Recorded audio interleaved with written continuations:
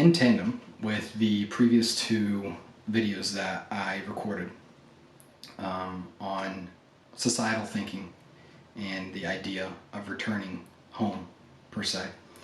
I want to talk about the possible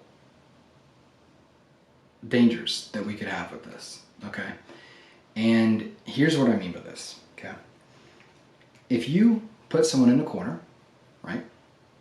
If you put someone in a corner and you're about to fight them, they'll either fight you back or they'll try and run, okay?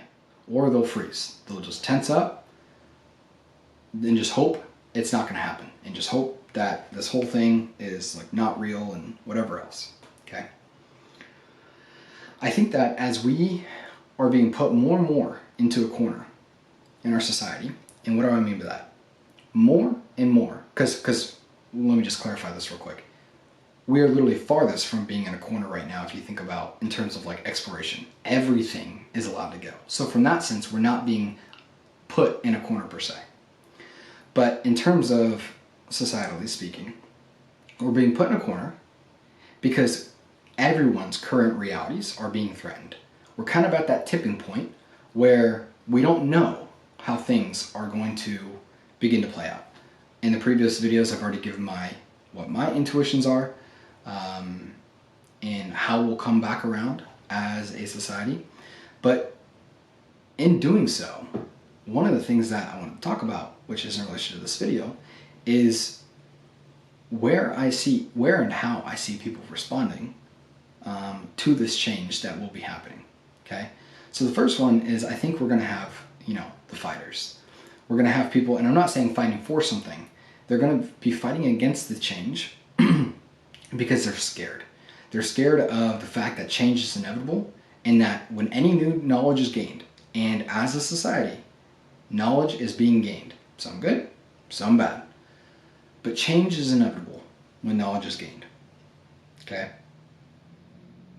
We're going to see people want to return to the days when things were simpler. Okay? There's going to be a mass amount of, I don't understand the craziness, and I just wish people would think like me. It's that return to that same old-fashioned way of thinking, right? Well, then you also are going to have the people who run. These are the people who, they're going to just run and be like, nope, I'm not being a part of any of that, okay?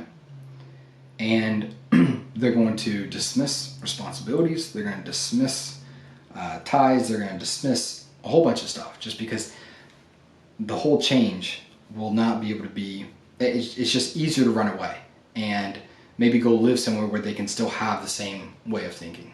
That's a definite thing that's going to happen. You're going to see little societies that are still in whatever way of thinking they are, whether they're super exploratory, whether they're super traditional, like old-fashioned, and they're just going to like live in their small communities. They're going to run away from participating in society at large.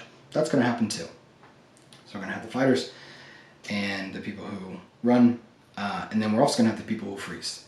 These are the people who just completely disconnect, and everything's just too overwhelming for them. And the idea of the amount of change that's coming is too overwhelming, and so they won't participate as much because they're just stuck.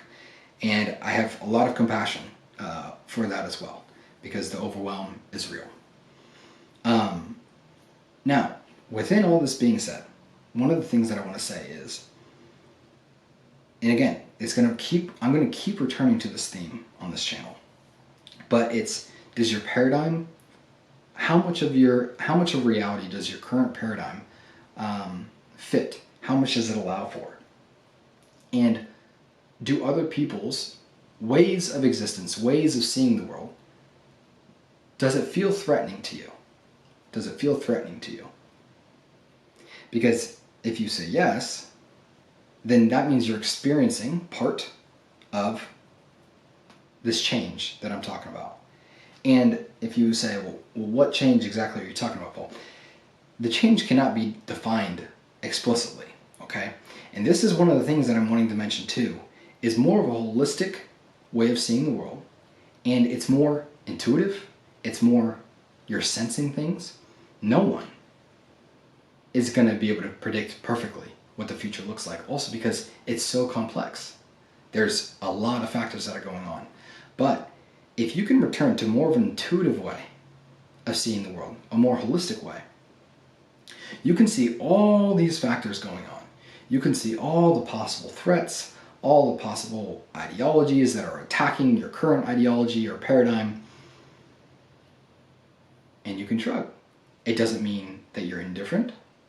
It doesn't mean that, that you don't care or that you don't plan like a way forward.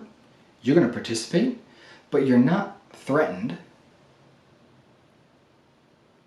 by the specific ways people see and by the specific ways people participate in the world.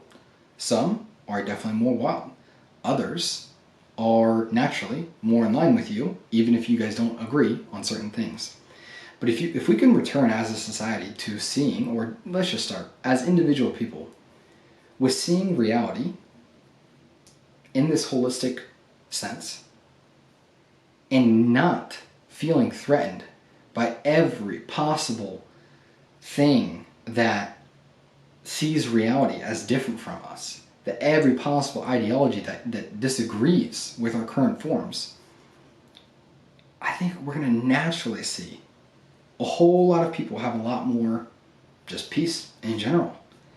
So many people are paranoid and afraid and just all this stuff right now. And I'm like, okay, well, if something happens, we're going to be able to adapt.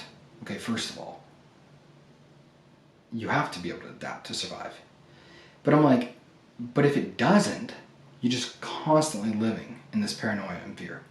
But it's because we're so divided and thinking in these boxes and saying, well, if this box exists, that means my box can't.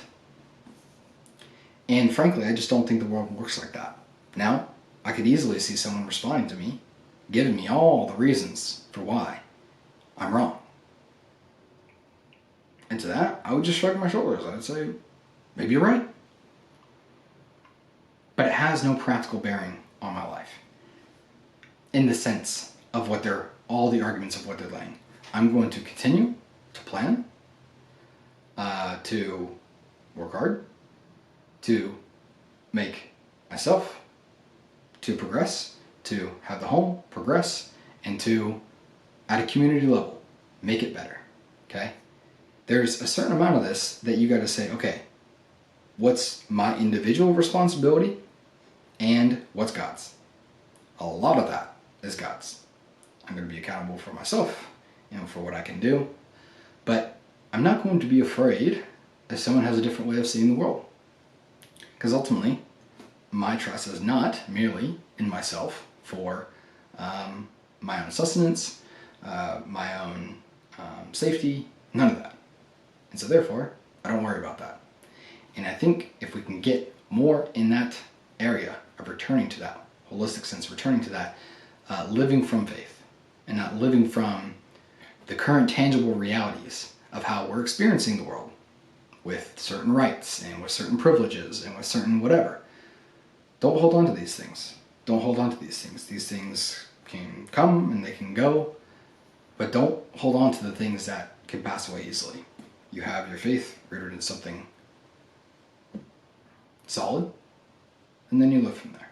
So, I think though, it's going to be, I think what we're going to see is very, very real in terms of, and we already are seeing it, in terms of the overwhelm and the people responding in one of those three ways, the fight, flight, and freeze.